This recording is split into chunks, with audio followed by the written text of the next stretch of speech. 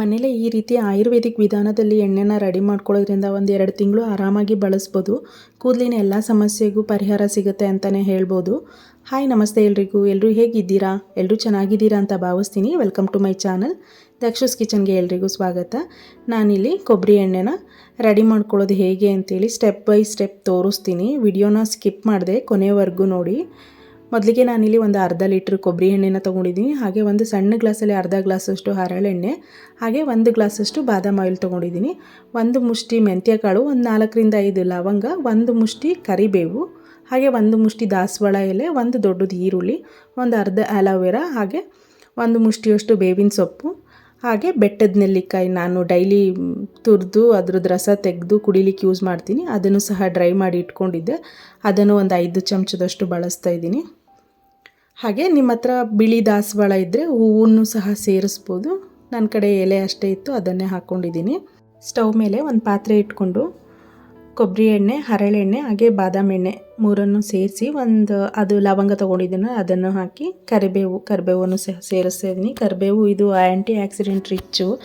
ಇದು ಸ್ಕ್ಯಾಲ್ಪ್ಗೆ ಒಳ್ಳೆಯದು. ಇದರಲ್ಲಿ ಒಳ್ಳೊಳ್ಳೆ ಪೌಷ್ಟಿಕಾಂಶ ಇದೆ. ಹೇರ್ ಗ್ರೋತ್ ಮಾಡಲಿಕ್ಕೆ, ಹಾಗೆ ಹೇರ್ ಬ್ಲ್ಯಾಕ್ ಆಗಲಿಕ್ಕೂ ಸಹ ಸಹಾಯ ಮಾಡುತ್ತೆ. ಹಾಗೆ ಬೇವಿನ ಸೊಪ್ಪು, ಇದು ಕೂಡ ನ್ಯಾಚುರಲ್ ಮೆಡಿಸನ್ ಥರ ವರ್ಕ್ ಮಾಡುತ್ತೆ. ಈ ಡ್ಯಾಂಡ್ರಫ್ ಇದ್ದರೆ, ಹಾಗೆ ತಲೆಯಲ್ಲಿ ಏನೇನಾದರೂ ಇದ್ದರೆ ಅದನ್ನು ಸಹ ಕಡಿಮೆ ಮಾಡುತ್ತೆ. ಕೂದಲು ದಟ್ಟವಾಗಿ ಬೆಳೀಲಿಕ್ಕೂ ಸಹ ಸಹಾಯ ಮಾಡುತ್ತೆ. ಹಾಗೆ ದಾಸವಾಳ ಎಲೆ, ಹೂವು, ಬಿಳಿ ದಾಸವಾಳ ಹೂವು ಸಿಕ್ಕಿದರೆ ಇನ್ನೂ ಒಳ್ಳೆಯದು.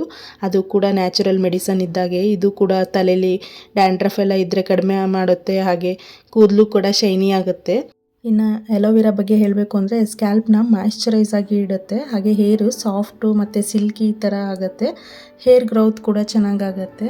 ಡ್ರೈ ಆಮ್ಲ ಪೌಡ್ರು ಸೇರಿಸಿರೋದು. ಇದು ಕೂಡ ಹೇರ್ ಫಾಲ್ ಕಂಟ್ರೋಲ್ ಮಾಡಿ ವೈಟ್ ಹೇರ್ಸ್ ಏನಾದರೂ ಆಗೋದಿದ್ರೆ ಅದನ್ನು ಸಹ ತಡೆಯುತ್ತೆ. ಹಾಗೆ ಇದರಲ್ಲಿ ವಿಟಮಿನ್ ಸಿ ಹಾಗೆ ಐರನ್ ಜಾಸ್ತಿ ಇರೋದ್ರಿಂದ ಸ್ಕ್ಯಾಲ್ಪ್ನ ಸ್ಟಿಮ್ಯುಲೇಟ್ ಮಾಡಿ ಹೇರ್ಸ್ ರೀಗ್ರೋತ್ ಆಗಲಿಕ್ಕೆ ಸಹಾಯ ಮಾಡುತ್ತೆ. ಅದಾದ ನಂತರ ಮೆಂತ್ಯ ಕಾಳನ್ನು ಸೇರಿಸಿದ್ದೀನಿ. ಇದು ಕೂಡ ನ್ಯಾಚುರಲ್ ಮೆಡಿಸನ್ ಥರ ವರ್ಕ್ ಮಾಡುತ್ತೆ. ಇದರಲ್ಲಿ ಐರನ್ ಮತ್ತು ಪ್ರೋಟೀನ್ ಜಾಸ್ತಿ ಇರೋದ್ರಿಂದ ಕೂದಲು ಉದುರಿಯೋದನ್ನು ತಡೆಯುತ್ತೆ. ಹಾಗೆ ಬೇರ್ಗಳನ್ನ ಸ್ಟ್ರಾಂಗ್ ಆಗಿಡುತ್ತೆ. ಹಾಗೆ ಹೇರು ಮಾಯ್ಶ್ಚರೈಸ್ ಆಗಿ ಸಹ ಇಡುತ್ತೆ. ಇದೆಲ್ಲವನ್ನು ಚೆನ್ನಾಗಿ ಹಾಕಿ ಚೆನ್ನಾಗಿ ಕುದಿಲಿಕ್ಕೆ, ಅದರದ್ದೆಲ್ಲ ಸಾರಾಂಶ ಬಿಟ್ಕೊಳ್ಲಿಕ್ಕೆ ಬಿಡಬೇಕು. ಹಾಗೆ ನಿಮ್ಮ ಹತ್ರ ರೋಸ್ಮೇರಿ ಏನಾದರೂ ಇದ್ದರೆ ಅದನ್ನು ಸಹ ಸೇರಿಸ್ಕೋಬೋದು. ಅದು ಕೂಡ ಹೇರ್ಸಿಗೆ ತುಂಬಾ ಒಳ್ಳೆಯದು. ಆಲ್ಮಂಡ್ ಆಯಿಲ್ ಹಾಕಿದ್ದೀನಲ್ಲ, ಅದು ಕೂಡ ವಿಟಮಿನ್ ಇ ಎಲ್ಲ ಜಾಸ್ತಿ ಇರುತ್ತೆ. ಹಾಗೆ ಕೂದಲೆಲ್ಲ ಸಾಫ್ಟಾಗಿ ಸಿಲ್ಕಿಯಾಗಿ ಸಹ ಆಗುತ್ತೆ. ಹರಳೆಣ್ಣೆಯನ್ನು ಕೂದಲನ್ನು ಸಾಫ್ಟಾಗಿ ಇಡುತ್ತೆ. ಅದು ಕೂಡ ಈ ಹೇರ್ ರೀಗ್ರೋತ್ ಆಗಲಿಕ್ಕೆ ಚೆನ್ನಾಗಿ ಸಹಾಯ ಮಾಡುತ್ತೆ. ಹೀಗೆ ಎಣ್ಣೆನ ಎಲ್ಲನೂ ಸೇರಿಸಿ ಚೆನ್ನಾಗಿ ಅದರದ್ದು ಸಾರಾಂಶ ಎಲ್ಲ ಬಿಟ್ಕೊಳ್ಳೋವರೆಗೂ ಇಟ್ಬಿಟ್ಟು ಚೆನ್ನಾಗಿ ಕುದಿಸಿ, ಪರಿಮಳ ಕೂಡ ಅಷ್ಟೇ ಚೆನ್ನಾಗಿ ಬರುತ್ತೆ. ಎಣ್ಣೆ ಕೂಡ ಚೆನ್ನಾಗಿ ರೆಡಿಯಾಗುತ್ತೆ.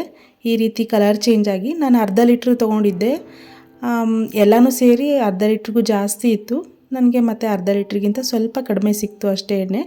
ಈ ರೀತಿ ಎಣ್ಣೆ ರೆಡಿ ಆಯಿತು. ಇದನ್ನು ಒಂದು ಹೇರ್ ಟೈಟ್ ಕಂಟೈನರಲ್ಲಿ ಸ್ಟೋರ್ ಮಾಡಿಕೊಂಡು ವಾರದಲ್ಲಿ ಒಂದು 4ರಿಂದ 5 ಸರಿ ಚೆನ್ನಾಗಿ ಸ್ಕಾಲ್ಪಿಗೆಲ್ಲ ಮಸಾಜ್ ಮಾಡಿ ಹೇರ್ ವಾಶ್ ಮಾಡೋದ್ರಿಂದ ಹೇರ್ ಫಾಲು, ಡ್ಯಾಂಡ್ರಫು, ಹಾಗೆ ಏನಾದರೂ ಏನಿನ ಸಮಸ್ಯೆ ಇದ್ದರೆ ಅದು ಕೂಡ ಹೋಗುತ್ತೆ. ಹಾಗೆ ಹೇರ್ಸ್ ಕೂಡ ಚೆನ್ನಾಗಿ ಬೆಳೆಯುತ್ತೆ.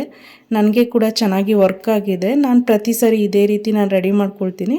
ಹಾಗೆ ಎಣ್ಣೆ ಎಲ್ಲ ಒಂದು ಸ್ಟೈನರಲ್ಲಿ ಸೋಸ್ಕೊಂಡು ಒಂದು ಪಾತ್ರೆಗೆ ಡಬ್ಬದಲ್ಲಿ ಹಾಕ್ತಾಯಿದ್ದೀನಿ. ಹಾಗೆ ಉಳಿದಿರೋದು ಅದೆಲ್ಲ ನಾನು ಹಾಕಿದ್ನಲ್ಲ, ಅದೆಲ್ಲ ವೇಸ್ಟ್ ಆಗಬಾರ್ದು. ಹಾಗಾಗಿ ಒಂದು ಕಾಟನ್ ಬಟ್ಟೆಯಲ್ಲಿ ಚೆನ್ನಾಗಿ ಹಾಕಿ ಅದನ್ನೆಲ್ಲ ಹಿಂಡಿ ತೆಗೆದ್ರೆ ಸ್ವಲ್ಪ 1 ಗ್ಲಾಸಷ್ಟು ಎಣ್ಣೆ ಸಿಗುತ್ತೆ.